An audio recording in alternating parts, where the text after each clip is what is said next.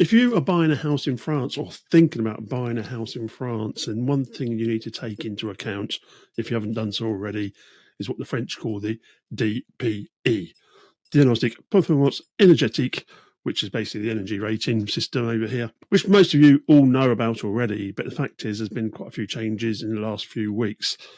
So let's get into it. But before we do, a quick resume of what is the DPE. Basically, in 2002, the EU laid down rules for an initial energy efficiency test to be done on all properties. In 2006, the DPE became mandatory in France for all sales and rentals. This introduced the A through to G rating, which we've all grown to love or hate. In 2013, there was a reform of the system, and the actual content and methodology was updated to make it more reliable, or at least they thought. But this also introduced the clearer guidelines in the DPE to each client on how they can save energy and thus money. In 2021, they decided to actually reform the DPE once again because they realised the new reliable system wasn't really that reliable. So they pretty well switched back to the old one with a few tweaks.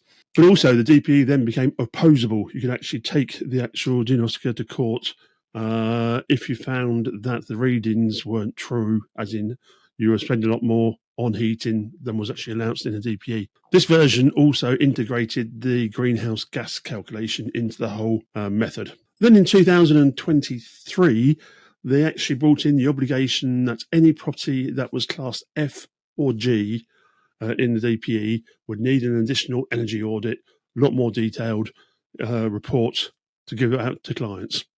Beginning of 2025, they added the E rating to the obligation to have an audit, and also any property that was classed G was actually no longer allowed to be put on the long-term rental market. Well, there you are, up to speed now. What's happening now? Up until there, things seem to be following a path, even if the methodology was actually arguable. But the problems were already starting to seep through. To start with, when the audits came out, there wasn't actually enough qualified controllers out there to supply the influx of needs. And lots of sales were delayed up to 5 to 6 months. In fact, some sales even fell through due to the fact they couldn't get the audit done in time. If you add to this, the price of the actual audit itself was anything from 500 to 750 euros for the standard, let's say, 3-bedroom house. And anything up to 5,000 euros, if not more, for the large prestigious properties. And unfortunately, that wasn't in everyone's budget, especially if you're one of those people having to sell to actually get back some financial stability. But everyone just struggled on, and it seemed to work itself out, so to speak. One of the main aims of the DPE was to try and cut back the number of poorly renovated rental properties which are out there on the market, to bring them up to spec and give common decency to a lot of people. But there was a couple of things the actual French government forgot to take into account when they thought this through. One of them being the fact that the French system is so protective of the tenants that a lot of actual property owners did not want to rent it out long term, because if a tenant moved in and stopped paying the rent, there wasn't, unfortunately, a great deal you could do about it, and it could take 2 to 3 years to get them thrown out. If you add to this the actual Airbnb craze, which started up, where you could actually rent your property out fully furnished on cheap rates with no real control from the state, no real taxes from the state, and everything went mad on Airbnb. So those two factors combined just was stopping the actual rental market on their own. Nothing to do with the DPE. But that was until now. Well, the state have decided to fix the problem, but not necessarily how you think they would do it. Are they going to finance a lot of housing developments to make up for the lack of supply? No. Are they going to facilitate the actual renovation of the existing rental properties? Nope.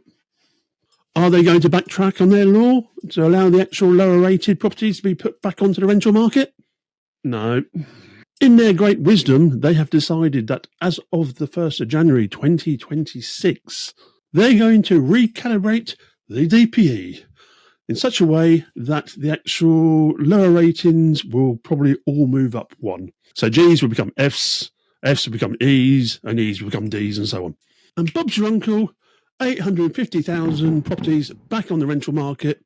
Problem solved. Well, not quite. There are multiple flip sides to this. Number one, to start with, any remaining trust that was in the DPE system has literally just been thrown out the window. Number two, potential vendors of properties are no doubt going to hold back selling the property, especially if they're actually in not very good condition, and wait till January so they can hopefully get a better DPE rating. Number three, there's no doubt some crafty landlords who will hold back on doing what renovation works to their properties, which has been requested, hoping that, once again, in January, they get a better rating and thus can be excused from doing the work. And there's probably some even more craftier landlords out there who might take advantage of the new DPE ratings to actually hire the rental on exactly the same property, which hasn't been renovated but is now a better class. The re-legalisation of the G-rated rentals will have a big impact on the actual building trade as well, which is already having a bad time in the present climate. And also the fact that the lower rated properties will all be moving up, well, that's going to have a knock-on effect all through the scale. So that could probably, to a certain extent, knock property prices up, but in a totally false manner. It's still the same properties. You're selling a house which was at E now, and next year, all of a sudden, you've done nothing to it. It's a D. So logically speaking, worth more. So it's going to completely falsify the actual market for a little period of time. And another question I ask is, what happens to all those people who've actually paid out 500, 750, 1,000 euros to get an audit done on the house that all of a sudden next year don't actually need it?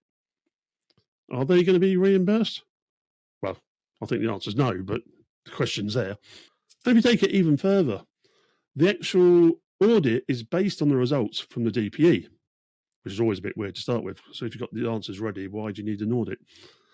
But anyhow, if your property classment in the DPE suddenly changes, then officially speaking, your audit is no longer valid. So if you are still down below, are you supposed to get your audit redone? Is that like another 500, 750 euros? Who knows? There are so many questions arise with this DPE thing. And unfortunately, none of them are positive. And that's not the end of it. So stay with me. Another clanger has actually dropped on the DPE coffin. Am I getting my metaphors confused? I don't know. Another nail has been added to the DPE coffin. The INSEE, which is the French Institute of Seditions here in France, have just released a report where it condemns a lot of the works which have been done in the name of eco-renovation for the DPEs and the government schemes.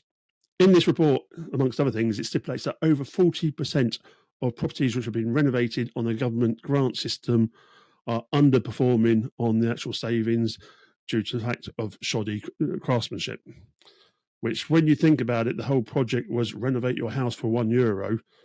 Admittedly, you can't really expect it to be that brilliant, can you?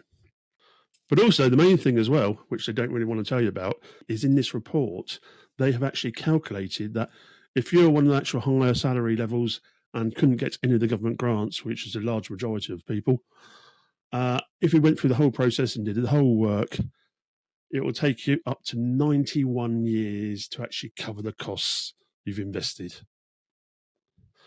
If you're on the low-level salaries and you could actually take advantage of all the grants which were up for offer, it'll still take you 56 years.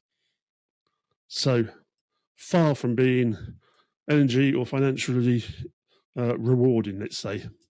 People have spent thousands on work and on audits and on DPEs, which, as far as we can tell, aren't worth the paper they're written on and have had no effect. So once again, they've changed the goalposts. The government's just going to wave its magic wand and problem solved.